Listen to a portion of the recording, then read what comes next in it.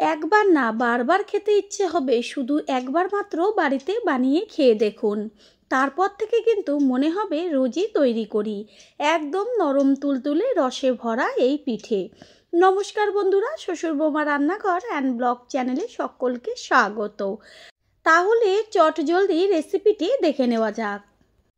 প্রথমেই আমি এইখানে একটা বড় সাইজের বোল নিয়েছি, আর তার মধ্যে দিয়ে দিচ্ছি 1 কাপ পরিমাণ ময়দা, আর সেই কাপেরই 1 কাপ পরিমাণ চালের গুঁড়ো।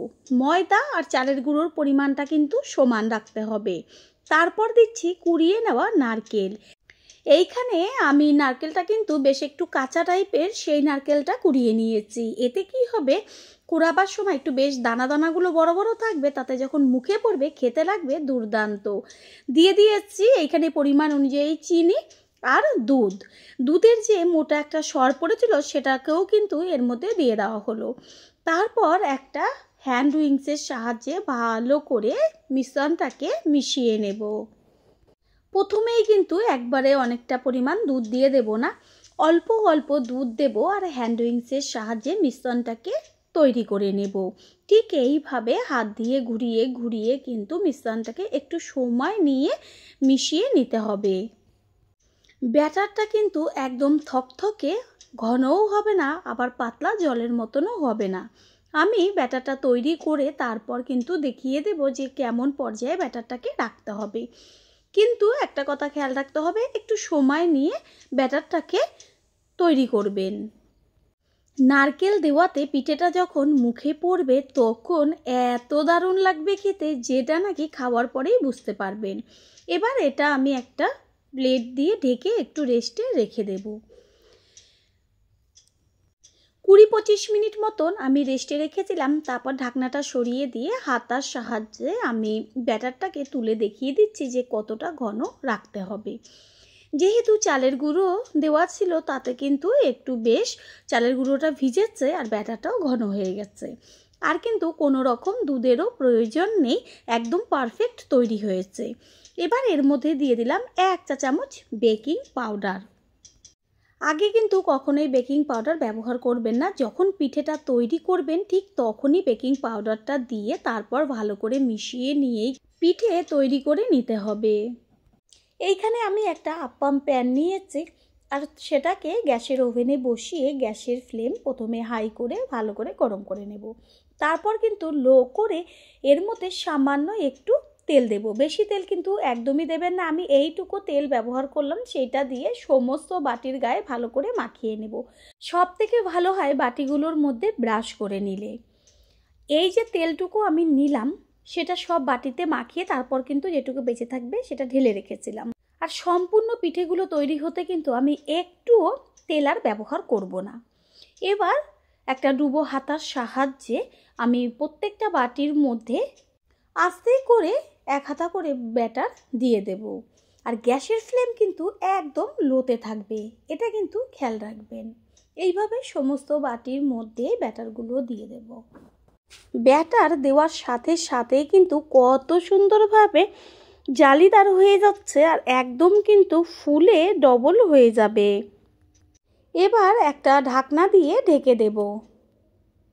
পুরনো বন্ধুদের সবসময় আমাদের পাশে এইভাবে ভালোবেসে সাপোর্ট করার জন্য অনেক অনেক ভালোবাসা। পিঠেটা হতেও কিন্তু একদম বেশি সময় লাগে না, 3 থেকে 4 মিনিটের মধ্যেই কিন্তু পিঠেটা তৈরি হয়ে যায়। ঢাকনা সরিয়ে দেব 5 মিনিট বাদে। তারপর একটা সরু কাঠির মতন অংশ নিয়ে আস্তে করে খোঁচা দিলেই কিন্তু এগুলো উঠে চলে আসবে, একটাও কিন্তু নিচে লেগে যাবে না। কত সুন্দরভাবে উঠে যাচ্ছে আর ওপরটা পুরো কিন্তু বলের মতন ফুলে উঠেছে আর সম্পূর্ণটা জালিদার। যখন এটা দুধ দিয়ে জাল দেওয়া হবে তখন কিন্তু রসে একদম পুরো তুলতুল করবে, নরম। নিচের অংশটা আর 2 থেকে 3 মিনিট মতন হলেই কিন্তু সম্পূর্ণ পিঠে রেডি। একসাথে অনেকগুলো একদম অল্প সময়ে তৈরি করে ফেলা যাবে। পিঠেগুলো হয়ে গেছে, এবার এটাকে একটা প্লেটে তুলে নেব। হাত দিয়ে একটা ধরে দেখিয়ে দিচ্ছি যে পিঠেগুলো কত সুন্দর নরম তুলতুলে জালিদার ও ফুলে উঠেছে। পিঠেগুলো তৈরি হচ্ছিল ঠিক তখনই গ্যাসের অন্য ওভেনে আমি কিন্তু দুধ বেশ ভালো করে একদম ঘন করে জাল দিয়ে নিয়েছি।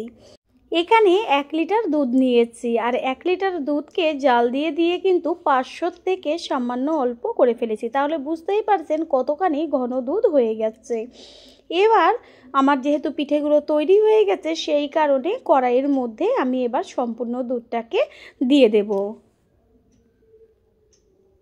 গ্যাসের ফ্লেম হাই করে দেব। তারপর এর মধ্যে একটা তেজপাতা ছিঁড়ে 2 টুকরো করে দিয়েছি, আর 2টো এলাচ ফাটিয়ে তার দানাগুলোকে বার করে নিয়েছি। এতে কি হবে, সুন্দর একটা ফ্লেভার আসবে। তারপর আবারও কিন্তু গ্যাসের ফ্লেম হাই রেখে ভালোভাবে জাল দিয়ে নেব। কারণ এবার এর মধ্যে মিষ্টির জন্য দেব পরিমাণ মতন চিনি, আর চিনিটা দিলে পরে দুধ কিন্তু একটু পাতলা হয়ে যাবে, সেই কারণেই জাল দিতে হবে দুধটা আবারও। এখানে সব পিঠেগুলো ভেজে রেখেছি, আর দুধটা ঘন করে জাল দেওয়াই আছে। তারপর সব পিঠেগুলো আস্তে করে দিয়ে দেব। এবার এই পিঠেগুলো গরম দুধের মধ্যে যখন জাল হতে শুরু হবে, তখন কিন্তু আরও ফুলে গোল হয়ে যাবে, আর কিন্তু একদম ফেটে ফেটে যাবে। এইভাবে কিন্তু একদম গ্যাসের ফ্লেম লোতে রেখে 10 মিনিট মতন আমি জাল দিয়ে নেব। প্রথম যারা আমাদের চ্যানেল ভিজিট করছেন, তাদের আন্তরিক শুভেচ্ছা ও অনেক ভালোবাসা। আমাদের রেসিপিগুলো যদি ভালো লেগে থাকে, সাবস্ক্রাইব করে দেওয়ার অনুরোধ রইল, ও পাশে থাকা বেল আইকনে ক্লিক করলে পরবর্তী ভিডিওগুলো সবার আগেই আপনাদের কাছে পৌঁছে যাবে। এইভাবে কিন্তু একটু বাদে বাদে চামচ দিয়ে পিঠেগুলোকে এপিট ওপিট করে উল্টে দিলে সব দিকেই কিন্তু দুধের রসটা ভালোভাবে ভেতরে যাবে। পিঠে একদম কিন্তু রেডি হয়ে গেছে, গ্যাস অফ করে দিয়েছি। তারপর একটা প্লেটে তুলে নেব। হাতা দিয়ে তুলে একটা দেখিয়ে দিচ্ছি গরম অবস্থাতেই যে কিভাবে উপরটা ফেটে উঠেছে। তৈরি হয়ে গেল একদম কম সময়ে টেস্টি টেস্টি পিঠের রেসিপি। আশা করি রেসিপিটি ভালো লাগলো, আর যদি ভালো লেগে থাকে একটা লাইক, কমেন্ট, পারলে একটা শেয়ার করে অবশ্যই জানাবেন। আপনাদের দেওয়া একটা লাইক ও একটা শেয়ার কিন্তু আমাদের কাছে অনেক অনেক গুরুত্বপূর্ণ, তাই প্লিজ কেউ লাইক ও শেয়ার করতে একদমই ভুলবেন না। All friend, thanks for watching my video. আপনারা সকলে ভালো থাকবেন, সুস্থ থাকবেন। আবারও দেখা হবে অন্য কোনো রেসিপির এপিসোডে।